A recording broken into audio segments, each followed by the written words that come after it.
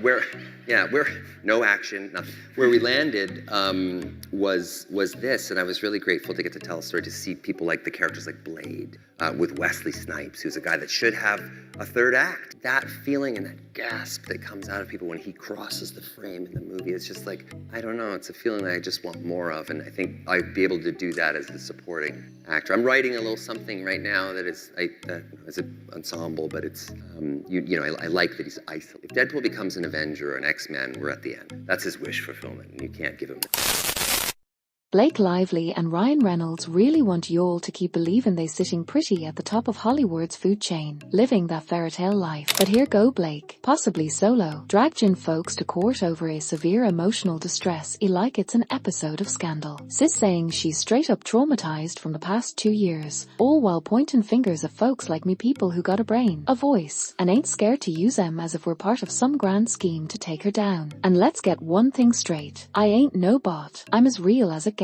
Meanwhile, Miss Blake was working overtime trying to convince us that her ride or die, Taylor Swift, still got her back even though we ain't seen them together in a hot minute. Supposedly, Taylor forgives her. Then Monday came with the messy drama. Travis Kelce hit that unfollow button on both Blake and Ryan like he was turkeying out the trash. And guess what? Blake clapped back real quick and unfollowed him right back. Petty levels activated. Ryan is still hagging on, apparently still following Travis like he ain't read the room. Now folks all over are speculating, mouths running, trying to piece together the tea. Word on the curb, courtesy of some loose-lipped sources talking to the Daily Mail, is that Travis ain't here for the fake vibes. He peeped something phony in the water, and he don't want none of that. Neither does his girl. They both swerving the drama like it's rush hour traffic. They're marking moves, keeping their distance. Cores at this point, they don't even know if they can trust Blake and Ryan. Let me tell you something real quick about life. When you hit that level of fame, like they did, you start peeping who folks really are when you around them. They know the real them. So it's crazy to me how they suddenly act brand new. They were thick as thieves when the clout was flow-in, but now that the benefits dried up, puff no more besties. And now that the glitter's fading, it's giving fake from my side. Course how you roll with Blake and Ryan for 10 whole years and not catch their vibe? Let's be real, Hollywood friendships, all about the game